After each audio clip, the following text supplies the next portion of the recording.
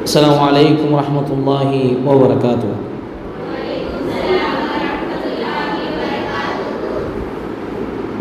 إن الحمد لله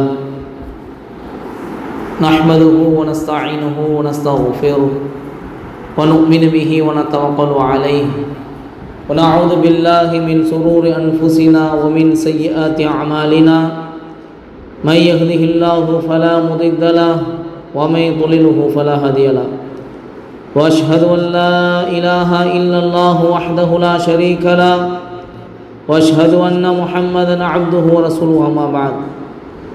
وقال تعالى في القرآن الكريم والقرآن المجيد: أعوذ بالله من الشيطان الرجيم بسم الله الرحمن الرحيم. يا أيها الناس اتقوا ربكم الذي خلقكم من نفس واحدة وخلق منها زوجها وبث منهما رجالا كثيرا ونساء واتقوا الله الذي تساءلون به والأرحام إن الله كان عليكم رقيبا. وقال أيضا: يا أيها الذين آمنوا اتقوا الله حق تقاته ولا تموتن إلا وأنتم مسلمون. وقال نبينا محمد صلى الله عليه وسلم: خيركم من تعلم القرآن وعلمه كما قال عليه الصلاة والسلام.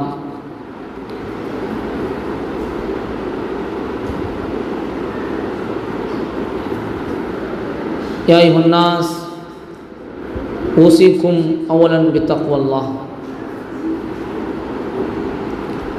எல்லா புகழும் ஏக இறைவனாகிய அல்லாஹ் ஒருவனுக்கு மாத்திரம் உரித்தானதாக, அவனுடைய சாந்தியும் சமாதானமும் நாமெல்லாம் உயிரோட மேலாக நேசிக்கக்கூடிய உத்தம சத்திய தூதர் முஹம்மது நபி ஸல்லல்லாஹு அலைஹி வஸல்லம் அவர்கள் மீதும், அவர்களை பின்பற்றி வாழ்ந்த சத்திய சஹாபாக்கள், தாபிஈன்கள், தபா தாபிஈன்கள், சுஹதாக்கள், இமாம்கள், நல்லோர்கள் அனைவர்கள் மீதும், இன்னும் உங்கள் மீதும் எம் மீதும் ஒட்டுமொத்த இஸ்லாமிய சகோதர சகோதரிகள் மீதும் அல்லாஹுடைய சாந்தியும் சமாதானமும் என்றும் என்றென்றும் நின்று நிலவட்டுமாக பிரார்த்தனை செய்தவனாய், அன்பார்ந்த இஸ்லாமிய சொந்தங்களே, உறவுகளே, புத்தாண்டு ஒரு பார்வை என்ற அந்த தலைப்பிற்குள் செல்வதற்கு முன்னால் நாம் ஒரு விஷயத்தை தெளிவாக புரிந்து கொள்ள வேண்டும். இந்த இஸ்லாமிய மார்க்கம் இன்றைய தினத்தில் முழுமை பெற்றுவிட்டது என்ற செய்தியை நாம் எல்லாம் அறிவோம். இந்த இஸ்லாமிய மார்க்கத்தில் கூட்டுவதற்கோ குறைப்பதற்கோ எந்த விதமான ஒரு தேவையும் கிடையாது. யாரும் கூட்டவும் முடியாது, குறைக்கவும் முடியாது. அல்லாஹும் அல்லாஹுடைய தூதரும் எதை எங்களுக்கு கற்றுத்தந்தார்களோ அதை மட்டும்தான் நாங்கள் செய்வதற்கு ஏவப்பட்டிருக்கிறோம்.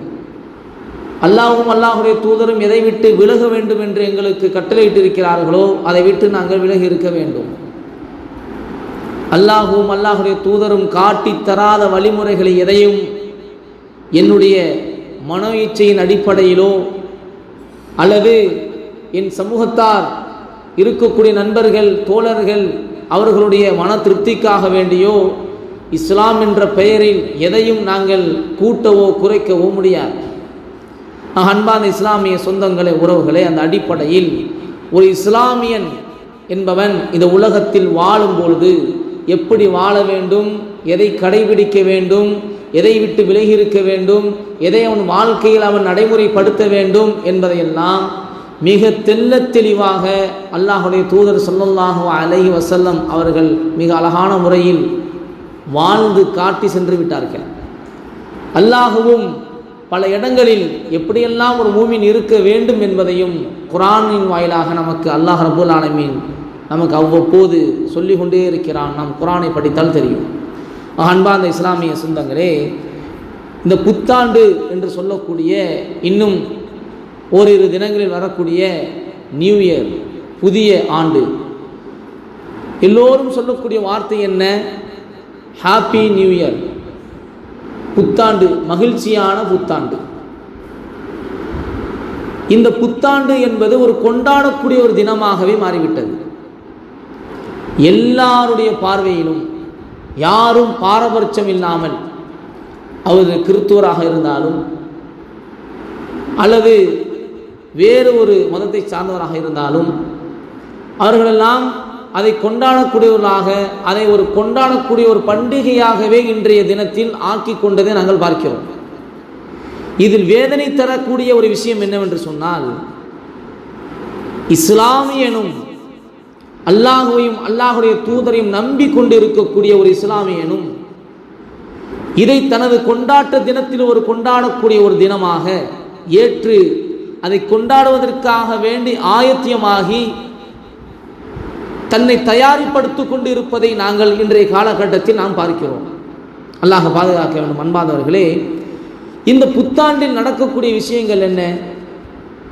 இந்த புதிய ஆண்டு என்று சொல்லி அந்த ஆண்டை வரவேற்கிறோம், இந்த ஆண்டு நல்ல ஆண்டாக என்ன செய்யட்டும், மலரட்டும் என்ற பெயரில் எந்த அளவுக்கு அனாச்சாரங்கள் இதில் புகுத்தப்படுமோ அன்றைய தினத்தினுடைய இரவில், எந்த அளவுக்கு கலாச்சார சீர்கேடுகள் ஏற்படுத்த முடியுமோ அந்த அளவுக்கு கலாச்சார சீர்கேடுகளும் அனாச்சாரங்களும் நிகழ்வதை நாங்கள் பார்க்கிறோம். அல்லாஹ் பாதுகாக்க வேண்டும். கேட்டால் நாங்கள் புத்தாண்டை வரவேற்கிறோம் என்ற பெயரில் மனிதன் தன்னுடைய இச்சையை வெளிப்படுத்துவதற்காக, தனது ஆசைகளை அந்த இடத்தில் நிறைவேற்றிக் கொள்வதற்காக வேண்டி என்னென்ன பாவங்களில் ஈடுபட முடியுமோ அதையெல்லாம் பாவம் என்று அவன் கொஞ்சம் கூட உள்ளத்தில் எண்ணாமல், இது ஒரு மகிழ்ச்சியை வெளிப்படுத்தக்கூடிய தினம் என்று எல்லா விதமான பாவத்தையும் எந்த விதமான ஒரு உள்ளத்தில் ஒரு பயம் இல்லாமல், உள்ளத்தில் ஒரு கசப்பு இல்லாமல் சர்வ சாதாரணமாக செய்யக்கூடியதை பார்க்கிறோம். ஆக பாவத்துடைய வெளிப்பாடையா புத்தாண்டு என்ற அடிப்படையில் நாங்கள் வரவேற்கிறோம். இதில் இஸ்லாமியனும் விதிவிலக்கல்ல, இஸ்லாமியனும் விதிவிலக்கல்ல. ஆக அன்பான இஸ்லாமிய சொந்தங்களே, உறவுகளே, இஸ்லாமிய நண்பர்கள், இளைஞர்கள் குறிப்பாக இதில் கவனம் எடுக்க வேண்டும். நம்முடைய கொண்டாடக்கூடிய தினங்கள் என்பதை அல்லாஹுடைய தூதர் எவ்வளவு அழகாக சொன்னார்கள் என்று சொன்னால், இந்த ஹதீஸை நாம் கவனித்தால் நமக்கு தெரியும். அறியாமை காலத்தில் மக்களிடம் வருடத்தில் 2 நாட்கள் கொண்டாடி மகிழ்வதற்காக இருந்தது. அறியாமை காலத்தில் ஐயாமுல் ஜாஹிலியா என்று சொல்லக்கூடிய அந்த காலகட்டத்தில் மக்கள் மகிழ்வதற்காக வேண்டிய 2 தினத்தை ஏற்படுத்தி வைத்திருந்தார்கள். அல்லாஹ்வுடைய தூதர் ஸல்லல்லாஹு அலைஹி வஸல்லம் அவர்கள் மதீனாவுக்கு ஹிஜ்ரத் செய்து வந்தபோது அல்லாஹ்வுடைய தூதர் சொன்னார்கள், நீங்கள் வருடத்தில் விளையாடி மகிழும் இந்த 2 நாட்களை விட சிறந்த 2 நாட்களை அதற்கு பகரமாக அல்லாஹ் உங்களுக்கு வழங்கியிருக்கிறான். நீங்கள் உங்களுடைய கொண்டாட்டத்தை வெளிப்படுத்துவதற்காக வேண்டி ஏதோ 2 நாட்களை நீங்கள் ஏற்படுத்தி வைத்திருக்கிறீர்களா இல்லையா? அந்த நாளை விட சிறந்த 2 நாட்களை அல்லாஹ் உங்களுக்கு அதற்கு பகரமாக அல்லாஹ் உங்களுக்கு வழங்கியிருக்கிறான்.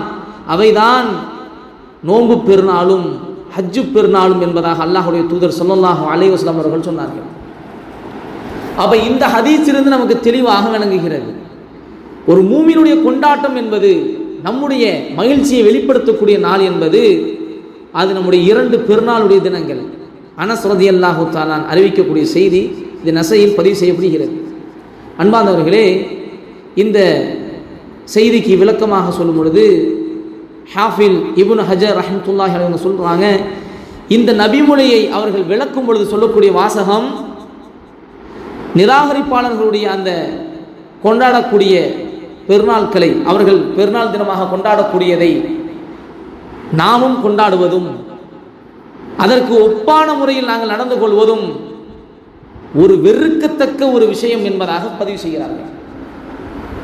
அன்பானவர்களே, இங்கு நாம் விளங்க வேண்டும், நமக்கு என்று ஏற்படுத்தியிருக்கக்கூடிய அந்த கொண்டாடக்கூடிய தினம் என்று சொல்லக்கூடிய 2 பெருநாளுடைய தினங்களும் கொண்டாட்டம் என்பது எவ்வாறு இருக்க வேண்டும் என்பதையும் நம்முடைய மார்க்கம் அழகான முறையில் நமக்கு கற்றுத்தருகிறது. கொண்டாட்டம்னா என்ன?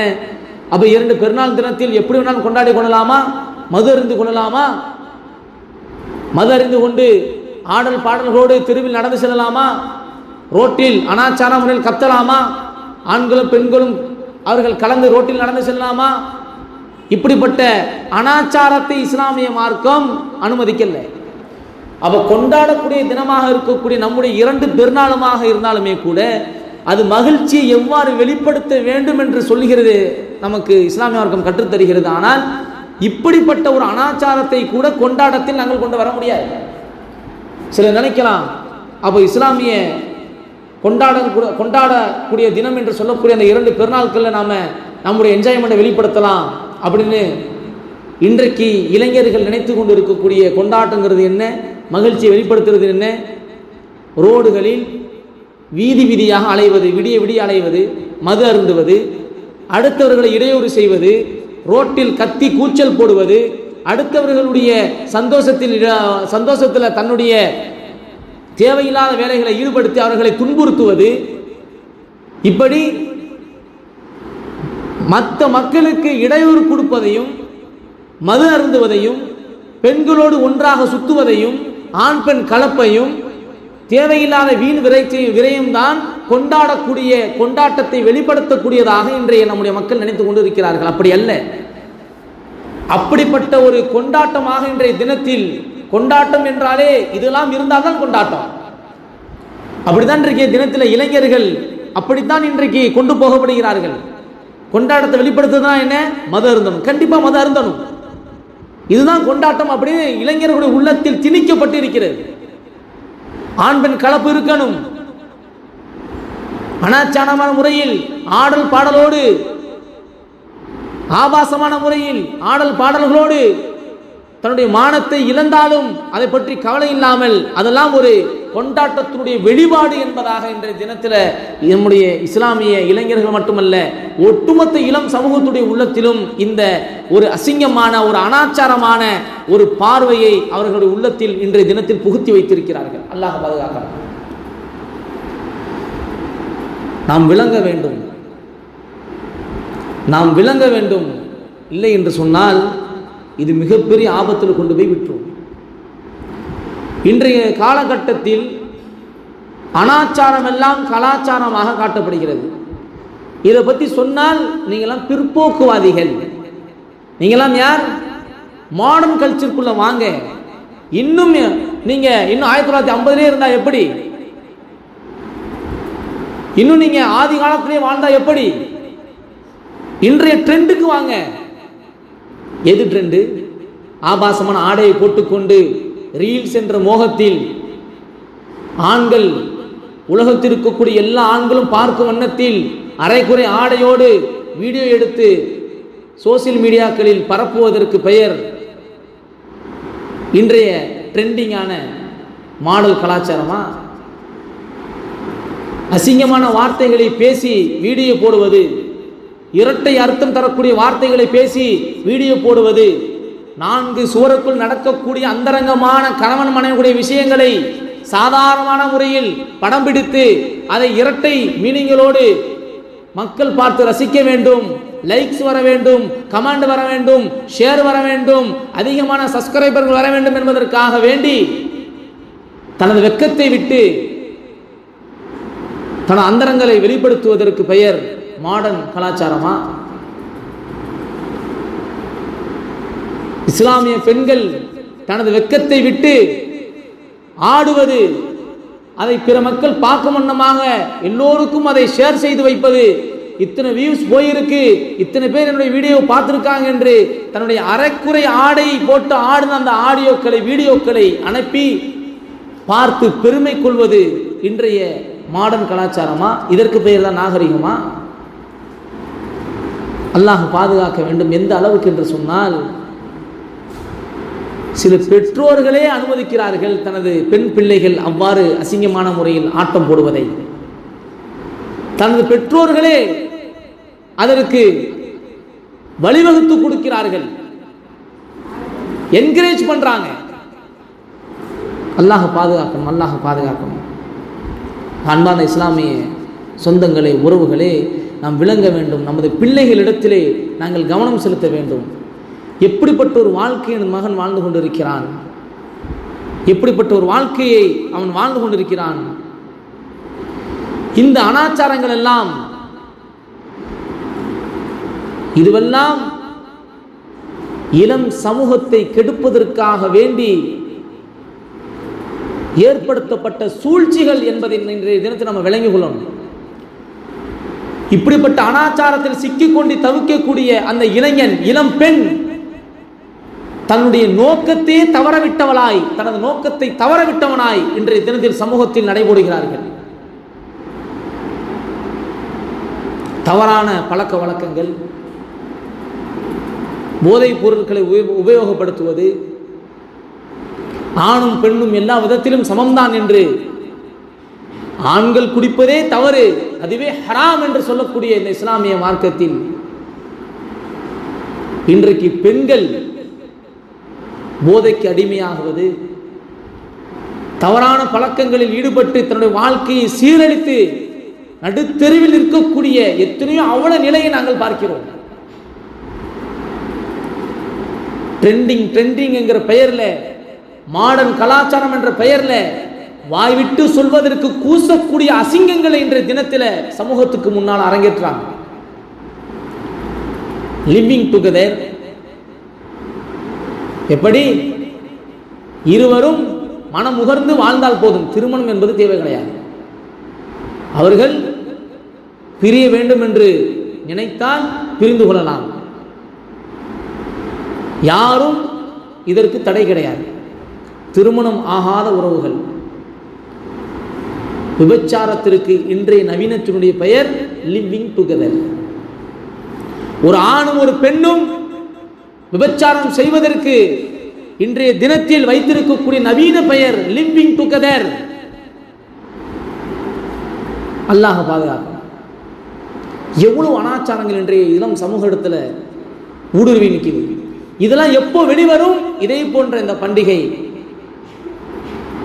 இதே போன்று நடக்கக்கூடிய விஷயங்களில் எல்லா அனாச்சாரம் மொத்தமாக வெளியே வரும். ஆணும் திருமணம் செய்து கொள்வது, பெண்ணும் திருமணம் செய்து கொள்வது, ஒரு ஆண் பெண்ணை போன்று பாவனை செய்து கொள்வது, ஒரு பெண் ஆணை போன்று பாவனை செய்து கொள்வது, இவர்களுக்கெல்லாம் எங்களுக்கு அங்கீகாரம் வேண்டும் என்று கேட்பது, இவர்களை சர்வசாதாரணமாக மக்களோடு மக்களாக இன்றைய தினத்தில் பழகி இந்த அனாச்சாரங்கள், இந்த அசிங்கங்கள், ஆபாசங்கள் இதுவெல்லாம் நமக்கு ஒரு பாவமாக தெரியாமல் இன்றைக்கு நாமளும் சர்வசாதாரணமாக நடைபெறக்கூடிய ஒரு சூழ்நிலை இன்னைக்கு உருவாயிட்டு. அல்லாஹ் பாதுகாக்கணும். புத்தாண்டுடைய கொண்டாட்டத்தை வெளிப்படுத்துகிறோம் என்ற பெயரில் இந்த அசிங்கத்தில் ஈடுபட்டு இருக்கக்கூடியவர்கள், இந்த அனாச்சாரத்தில் ஈடுபட்டு இருக்கக்கூடியவர்கள் எல்லோரும் மொத்தமாக வெளியே வருவாங்க.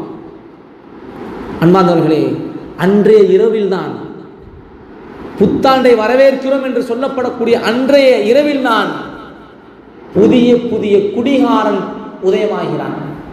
புதிய குடிகாரர்கள். அல்லாஹ் பாதுகாக்கும். நல்ல ஒரு இளைஞனாக இருப்பான், நண்பர்களோடு சேர்ந்து சுற்றுவான், நியூ இயருடைய கொண்டாட்டத்தில் நாங்கள் ஈடுபடுகிறோங்கிற பெயரில் அவர் மது அருந்த ஆரம்பிப்பது, அதற்கு பிறகு வாழ்நாள் முழுக்க ஒரு அழிவை சந்திக்கக்கூடியவனாகவே மாறிவிடுவான். அல்லாஹ் பாதுகாக்கும். விபச்சாரங்கள் பெருகுவது, ஆண் பெண் கலப்பு, அனாச்சாரங்கள் தலை தூக்கி நிற்பது எல்லாம் இன்றைய தினத்தில் தான். இப்படிப்பட்ட ஒரு புதிய வருடத்தை வரவேற்கிறோம் என்று சொல்லக்கூடிய நாளில் தான் எவ்வளவு வீண் விரயங்கள் செய்யப்படுகிறது. அல்லாஹ் பாதுகாக்கணும். அரபு தேசத்திலும் கூட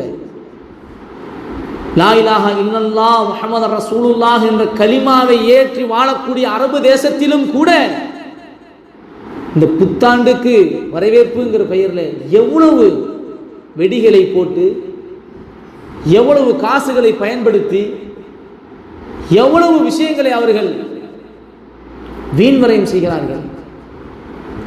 அன்பார்ந்தவர்களே, நாம் சிந்தனை செய்ய வேண்டாமா? நமது சமூகத்தில் நம்மோடு வாழக்கூடியவர்கள் எத்தனையோ பெயர்கள் அவர்களுடைய அன்றாட வாழ்க்கையை வாழ முடியாமல் கஷ்டப்பட்டு கொண்டிருக்கிறார்கள்.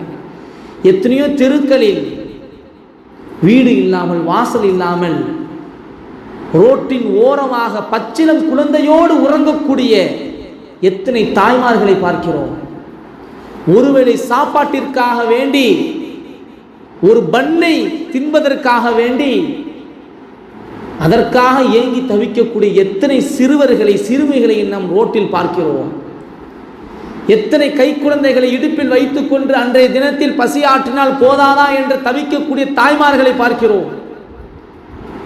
எத்தனை நபர்கள் குடும்பத்தால் கைவிடப்பட்டவர்கள், தங்குவதற்கு வாழ்வதற்கு இடமில்லாமல், உறங்குவதற்கு இடமில்லாமல் கஷ்டப்படக்கூடியதை பார்க்கிறோம். இன்றைக்கு தேவையில்லாத செய்யக்கூடிய இந்த செலவுகளை நாம் அவர்களுக்கு கொடுத்தால் நன்மையாவது வருமே, அவர்களுக்காவது நாம் கொடுக்கலாமே, அவர்களுடைய வாழ்க்கையை நாம் மேம்படுத்தலாமே. வரக்கூடிய ஆண்டிலிருந்து அவர்களை கஷ்டத்திலிருந்து அவர்களை பாதுகாக்கலாமே.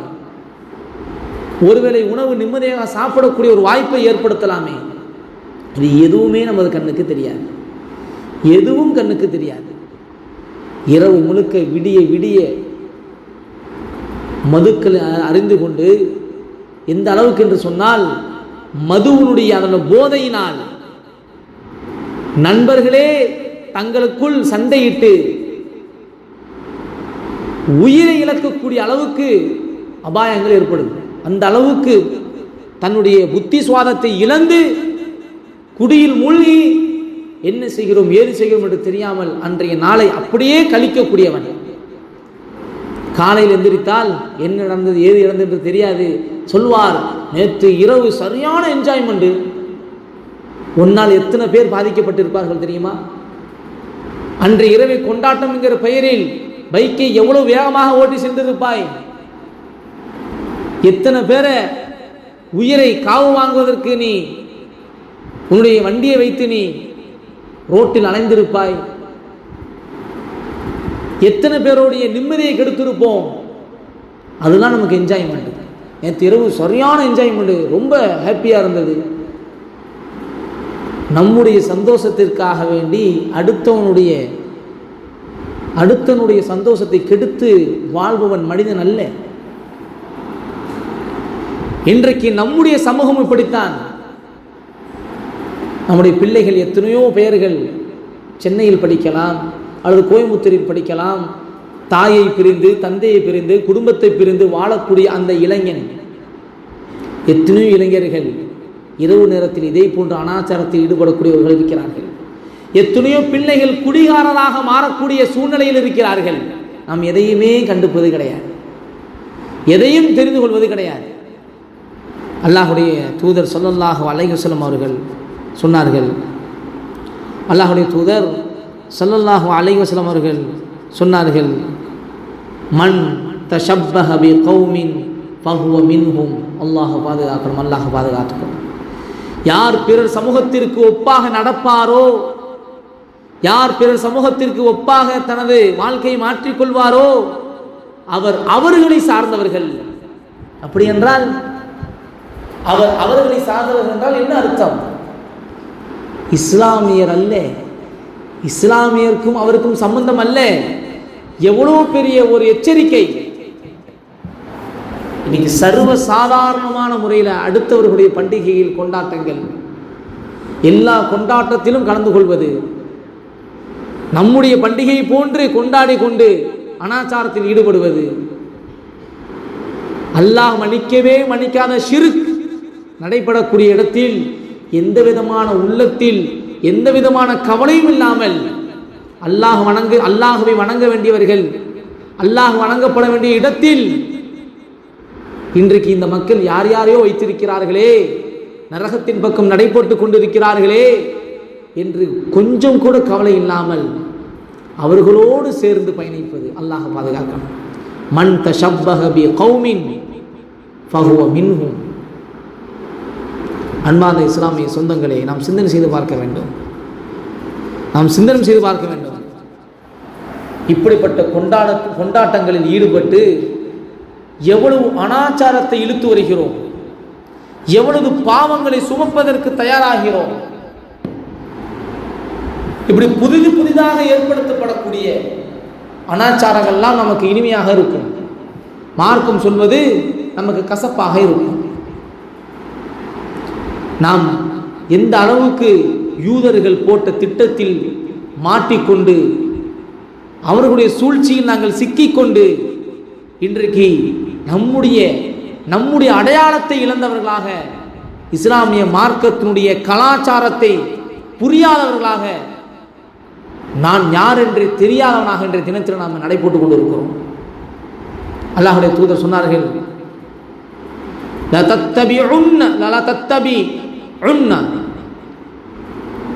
சனன மன் கபலக்கும் ஷிப்ரன் பிஷிப்ரின் வதிராஅன் பிதிராஇன். அல்லாஹ் பாதுகாக்க. அல்லாஹ்வுடைய தூதர் சொன்னார்கள், நீங்கள் உங்களுக்கு முன் சென்றவர்களுடைய வழிமுறைகளை ஜானுக்கு ஜான், முழத்திற்கு முழம் நீங்கள் பின்பற்றுவீர்கள். ஜானுக்கு ஜான் நீங்கள் பின்பற்றுவீர்கள், முழத்திற்கு முழம் நீங்கள் பின்பற்றுவீர்கள். எந்த அளவுக்கு தெரியுமா? ஹத்தா லவ் சகலு ஜுஹ்ர வப்பின். அல்லாஹ் அக்பர். எந்த அளவுக்கு என்று சொன்னால், ஹத்தா லவ் சகலு ஜுஹ்ர வப்பின்.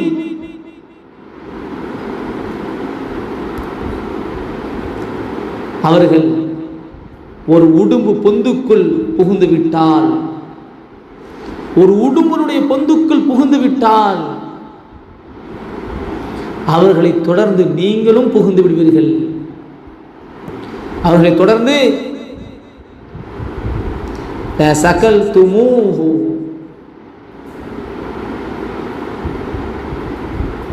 ல சலக்துமூஹு ஹத்தா லவ் சலகு, ஹத்தா லவ் சலகு. அவர்கள் நுழைந்தால் எதுக்குள்? ஜுஹ்ர வப்பின், ஜுஹ்ர வப்பின். ஒரு உடும்புடைய பொந்துக்குள் அவர்கள் நுழைந்தால் லசலக்துமூஹு, நீங்களும் அதற்குள் நுழைவீர்கள். குல்னா யா ரசூலல்லாஹ், நாங்கள் கேட்டோம், அல் யஹூத வன் நஸாரா, அது யார்? நீங்கள் சொல்லுகிறீர்களே இவர்களை பின்பற்றுவோம், குடும்ப பொந்திற்குள் நுழைந்தாலும் நாங்களும் நுழைவோம் என்று சொன்னீர்களே, அவர்கள் யார்? யூதர்களையும் கிறிஸ்தவர்களையுமா நீங்கள் சொல்றீங்க? யூதர்களையும் கிறிஸ்தவர்களையுமா நீங்கள் சொல்கிறீர்கள்? கால ஃபமன், வேற யாரு? அல்லாஹ்வுடைய சொன்ன வார்த்தை, வேறு யாராக இருப்பார்கள் என்று அல்லாஹ்வுடைய தூதர் சொன்ன செய்தி புகாரில் இடம்பெறுகிறது. அன்பார்ந்த சொந்தங்களே, உறவுகளே, இன்றைக்கு நாம் கொஞ்சம் கொஞ்சமாக யூதர்களுடைய வலையில் சிக்கி, இஸ்லாம் எனக்கு எதை, இதுதான் இப்படித்தான் நீ செயல்பட வேண்டும் என்று எனக்கு எதை கற்றுக் கொடுத்ததோ அதை மறந்து அவர்களுடைய வலையில் சிக்கி கொண்டிருக்கிறோம்.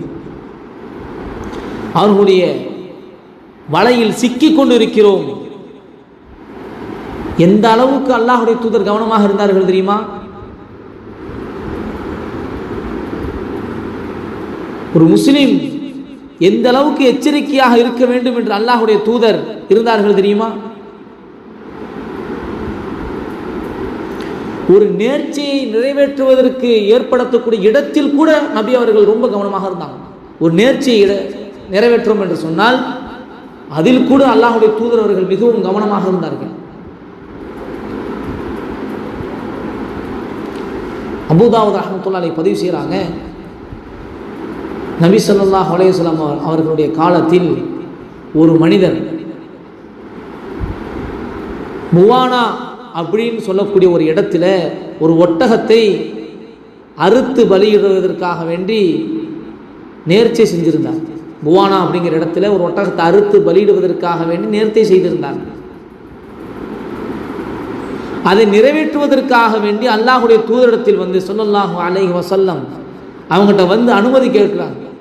இந்த இடத்துல நான் ஒட்டகத்தை அறுத்து பலியிடுவதற்காக வேண்டி நான் நேர்ச்சை செய்திருக்கிறேன் என்று அதை நேர்ச்சியை நிறைவேற்றுவதற்காக வேண்டி அல்லாஹ்வுடைய தூதரிடத்தில் அனுமதி கேட்கிறாங்க.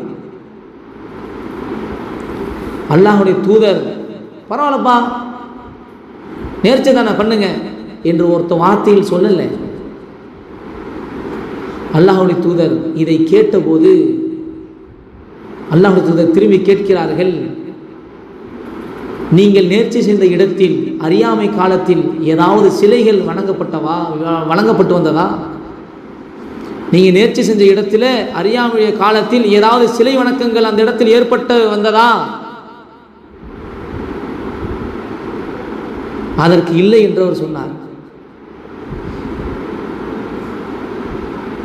அந்த இடத்தில் அறியாமையுடைய காலத்தில் பெருநாட்கள் எதுவும் அங்கு கொண்டாடப்பட்டதா? அதற்கும் அவர் இல்லை அப்படின்னு சொன்னார். அப்படின்னு சொன்னால் உங்களுடைய நேர்ச்சியை நீங்கள் அங்கே நிறைவேற்றிக்கிடுங்க. எந்த அளவுக்கு அல்லாஹ்வுடைய தூதர் நுணுக்கமாக சொல்கிறாங்க பாருங்க. இந்த புவானா அப்படிங்கிற இடத்தில் நீங்கள் ஒட்டகத்தை அறுத்து நேர்ச்சி செய்திருக்கீங்களே, அந்த இடத்துல ஏதாவது ஒரு சிலைகள் அறியாமை காலத்தில் வணங்கப்பட்டு வந்ததா? அப்படி இல்லை என்று சொன்னால் ஏதாவது கொண்டாட்டங்கள் அந்த இடத்தில் கொண்டாடப்பட்டு வந்ததா? ஏன் நீங்க செய்வது அதற்கு ஒப்பாக ஆகிவிடக்கூடாது. அதற்கும் இஸ்லாத்திற்கும் சம்பந்தம் இல்லை.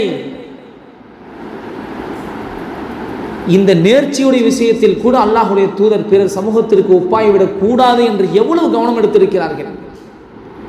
இன்னைக்கு சர்வ சாதாரணமா என்ன செய்யறோம்?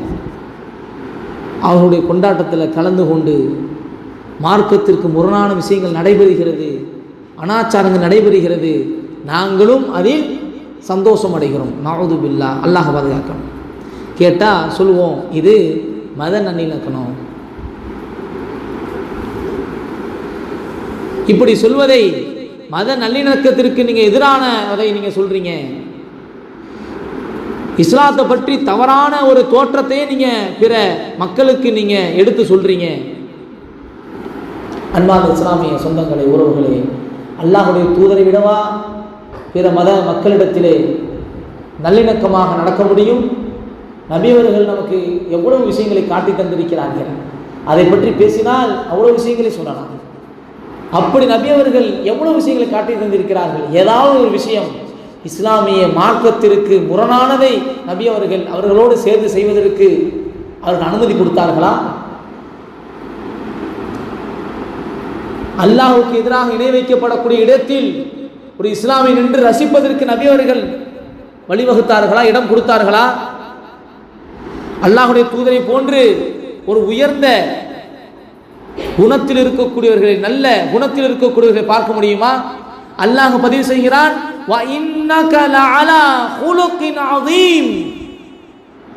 நபியே, நிச்சயமாக நீங்க உயர்ந்த மகத்தான நற்குணத்தினுடையவராக இருக்கிறீங்க, மகத்தான நற்குணத்தின் மீது நீங்கள் இருக்கிறீர்கள் நபியே என்று அல்லாஹ் சான்று பகிர்கிறான்.